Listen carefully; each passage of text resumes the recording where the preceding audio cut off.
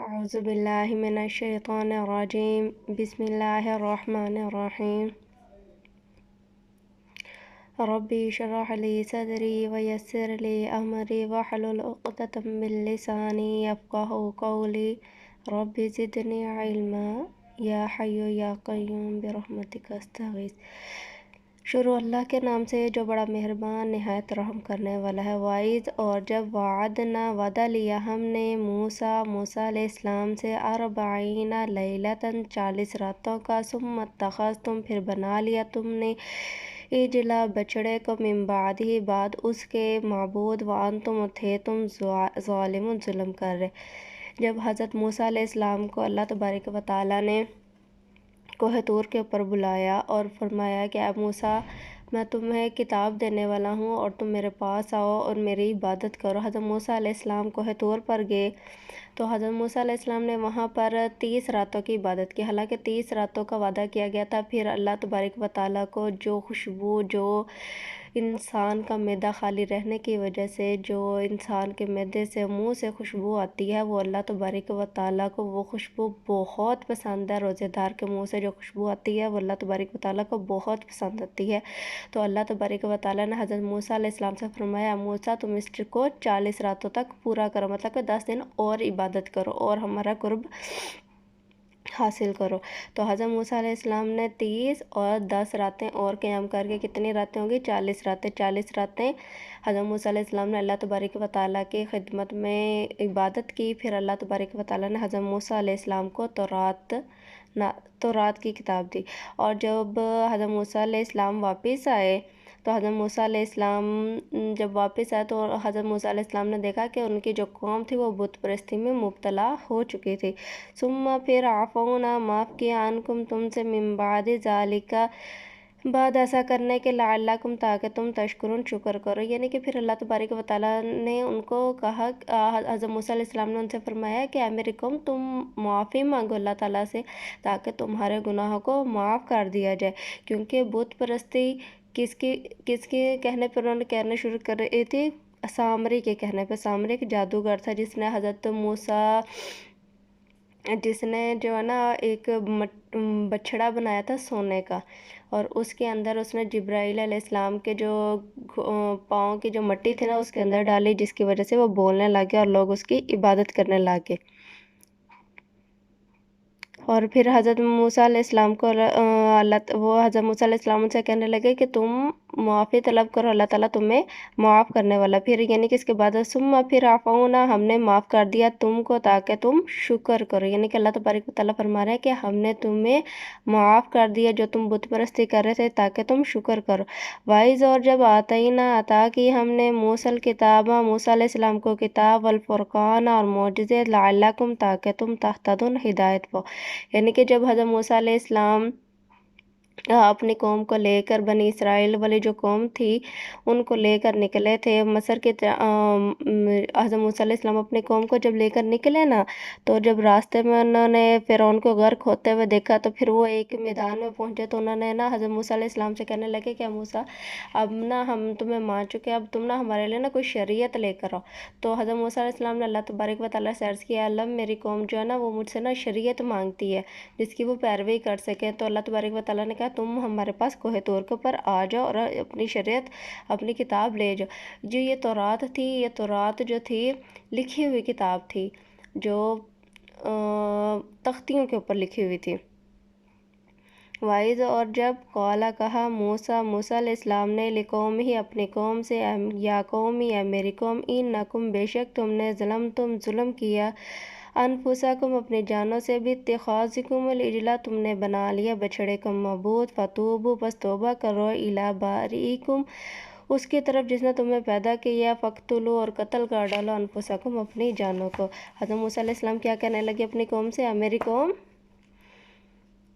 قوم کیا کرو تم؟ اللہ تبارک و تعالیٰ سے معافی مانگو۔ کیوں معافی مانگو؟ کیونکہ تم نے میرے جانے کے بعد بچڑے کو معبود بنا لیا۔ وہ بچڑا جو ایک انسان نے بنایا، ایک جادوگر نے بنایا، اور اس کے اندر وہ بجتا تھا، بولتا تھا۔ تو کہنے لگے وہ حضرت موسیٰ علیہ السلام کی قوم، اے موسیٰ یہ تو بولتا ہے، تم اگر سچے ہو نا تو تم اپنا خدا لے کر آؤ، تم اپنا دکھاؤ۔ تو حضرت موسیٰ علیہ السلام نا بڑے پریشان ہوئے،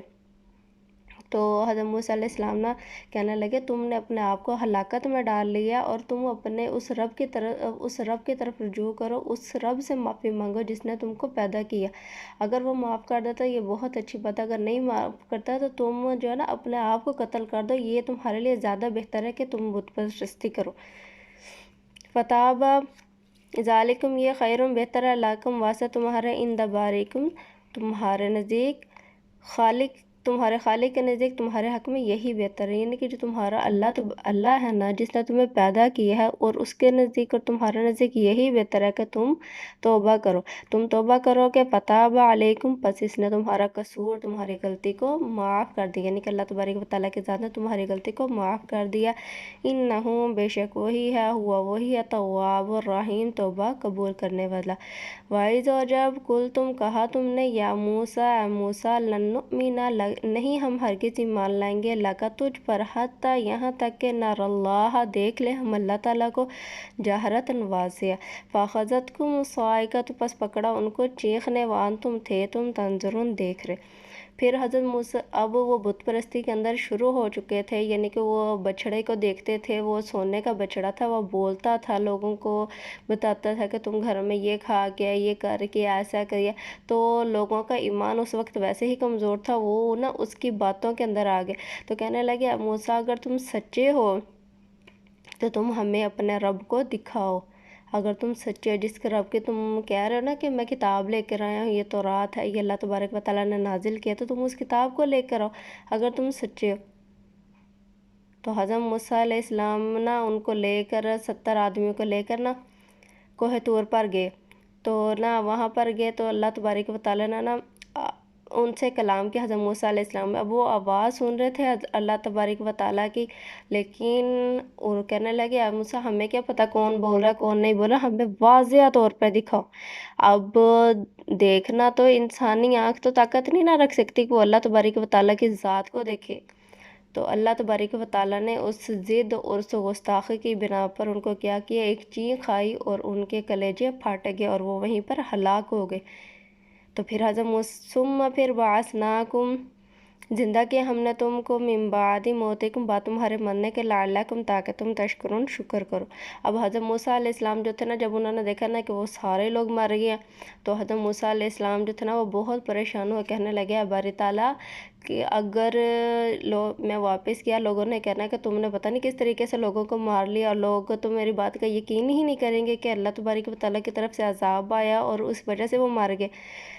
اللہ تبارک و تعالیٰ نے حضرت موسیٰ علیہ السلام کی دعا کو قبول فرمایا اور ان کو دوبارہ زندہ کر دیا تاکہ تم شکر کرو۔ وَظَلَّلْنَا اور سایہ کیا ہم نے علیکم تم پر غمامہ بادلوں کو، وَأَنزَلْنَا اور نازل کیا علیکم تم پر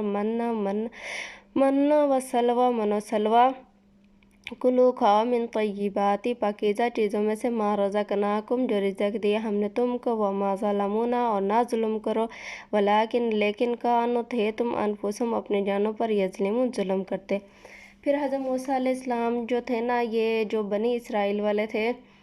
یہ مصر جب حضرت یوسف علیہ السلام کی جب حکومت تھی تو یہ مصر کے اندر تھے، جب مصر کے اندر سے یہ نکالے گئے علقمہ ایک قوم تھی علقمہ، تو وہ ان قوم نے نا اس کے اوپر جو ہے نا قبضہ کر لیا تھا، تو ان لوگوں کو نکال دیا تھا، اب یہ اپنے شہر جو تھے نا واپس جانا چاہتے تھے، تو اللہ تبارک و تعالیٰ نے حضرت موسیٰ علیہ السلام نے ان سے کہا کہ تم نا ان سے اللہ تبارک و تعالیٰ کا حکم ہے کہ تم نا ان سے جہاد کرو گے نا تو پھر اللہ تبارک و تعالیٰ نے تمہیں اس قوم کو نا فتح دے کر نا تمہیں وہ ان سے نجات دے کر ان لوگوں کو تم پر فتح حاصل ہوگی، اگر تمہیں فتح حاصل ہوگی تو وہ لوگ خود ہی چھوڑ کے چلے جائیں گے، تم جہاد کرو۔ تو وہ کہنے لگے جب پہلے تو وہ تیار ہو گئے، جب وہ وہاں پر گئے انہوں نے نا اس قوم کی جو ان کے اوپر قابض تھی نا علقمہ قوم، تو وہ بہت حیران ہو، ان کا مال دیکھ کر، ان کا رہن سہن دیکھ کر، ان کی فوج دیکھ کر، ان کو مطلب کہ جو جنگی سامان ہتھیار وغیرہ تھے ان کو دیکھ کے نا وہ بہت حیران ہو، کہنے لگے موسیٰ ہم نہیں جاتے لڑائی کرنا، تم اور تمہارا رب جاؤ اور لڑائی کر کے، اور جب تم جیت جاؤ گے پھر ہمیں آ کے بتا دینا، ہم تمہارے ساتھ ہو جائیں گے۔ حضرت موسیٰ علیہ السلام جو تھے نا بہت پریشان ہوئے، تو اللہ تعالیٰ نے نا وہ اللہ تبارک و تعالیٰ نے ان کے اوپر اس گستاخی کا یہ انجام دیا ان کو کہ وہ وادی طیہ کے اندر 40 سال تک سرگرداں پھرتے رہے۔ 40 سال تک مطلب کہ رات کو وہ شروع ہوتے چلنا، صبح ٹائم شروع ہوتے تو ساری رات تک وہ چلتے، شام تک چلتے رہتے۔ جب رات کو پڑاؤ کرتے تو جہاں سے وہ صبح چلے ہوتے تو وہیں پر وہ واپس آ جاتے۔ یہ میدان تھا بہت بڑا، تقریباً 7-8 میل تک لمبا چوڑا تھا، تو یہ وہاں پر واپس آ جاتے۔ تو یہ کہتے ہیں سرگرداں، حیران و پریشان پھرنا، یعنی کہ یہ صبح کو جہاں سے چلتے رات کو پھر آ جاتے، آرام کرتے، صبح کو پھر وہیں پہ ہوتے، پھر چلتے پھر ہوتے۔ اللہ تبارک و تعالیٰ نے ان کو نافرمانی کا یہ عذاب دیا تھا۔ تو پھر وہاں پہ اب یہ بات، وہاں پہ ظاہری بات وہ میدان تھا، نہ وہاں پہ آبادی تھی، نہ درخت تھے، نہ کوئی چیز، نہ جو انسانی زندگی کے موافق ہوتے، وہاں پر کوئی چیز نہیں تھی۔ پھر انہوں نے حضرت موسیٰ علیہ السلام کے پاس آئے، کہنے لگے کہ موسیٰ گرمی بہت ہے، اپنے رب سے دعا کر کہ ہمارے لیے نا